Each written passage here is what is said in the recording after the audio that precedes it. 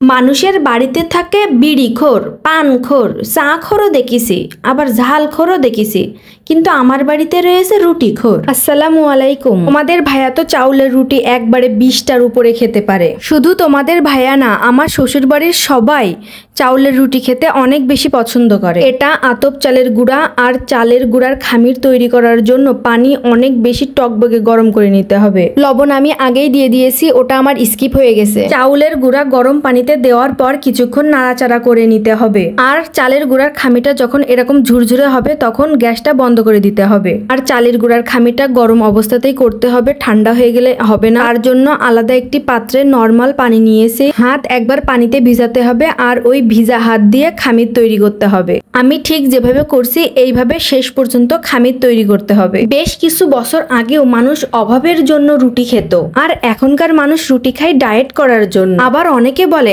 আমি তো সকালের নাস্তায় রুটি ছাড়া খেতেই পারি না। এই কথা শুনলি তো আমার পিত্তি জ্বলে যায়। আটার খামিটি যত বেশি মুথে নিবেন রুটি বানাতে তত বেশি সহজ হয়ে যাবে। রুটি বানানোর জন্য আমার খামির তৈরি করা হয়ে গেছে। রুটি বানানোর জন্য আমার খামিরটা একদম পারফেক্ট হয়েছে। রুটি বানাতে বানাতে চাউলের গুঁড়া শেষের দিকে।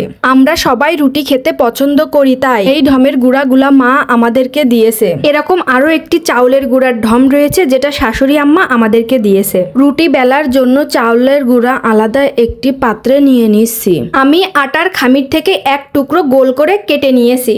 এবার একটা সমতল জায়গায় হাতের সাহায্যে আটাটা একটু লম্বালম্বি করে বেলে নেব, তারপর গোল করে নেব। এর উপর নিচেই আমি শুকনা গুঁড়া দিয়ে দেব, না হলে নিচেই লেগে যাবে। আমি রুটিগুলা একদম পাতলা করে বেলে নেব, কারণ চাউলের রুটি যত বেশি পাতলা হয় তত খেতে ভালো লাগে। আমি একটা রুটি নিয়ে দেখাই দিচ্ছি কত পাতলা করে বেলে নিয়েছি। রুটির নিচ থেকে হাতের ছাপ বোঝা যাচ্ছে।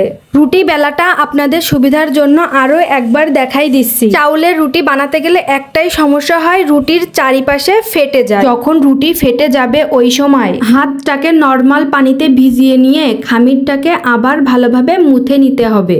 আমার সবগুলো রুটি বানানো শেষ, এবার সবগুলো সেকে নেব। রুটি সেকা তাওয়া গরম হলে তাতে রুটি দিয়ে দেব। এক পিঠ গরম হলে উল্টে দেব।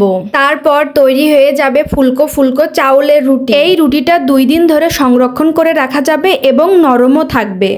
আজ খাবারের মেনুতে রয়েছে নরম নরম চালের রুটির সাথে নরম নরম হাঁসের গোশ। প্রতিদিন তো আমরা ভাতই খাই, আজ নাই ভাতের জায়গায় হয়ে যাক চাউলের রুটি। অবশ্য আমার 3 বেলা চাউলের রুটি হলেও সমস্যা নেই। রুটির জন্য হাঁসের মাংস রান্না করিনি, হাঁসের মাংস রান্না করা ছিল তাই রুটি বানিয়েছি। এরকম মজাদার খাবার একবেলা কেন, যদি আমাকে 3 বেলাই দেওয়া হয় তো আমি সেটাতেই রাজি। ভিডিওটি শেষ পর্যন্ত দেখার জন্য ধন্যবাদ।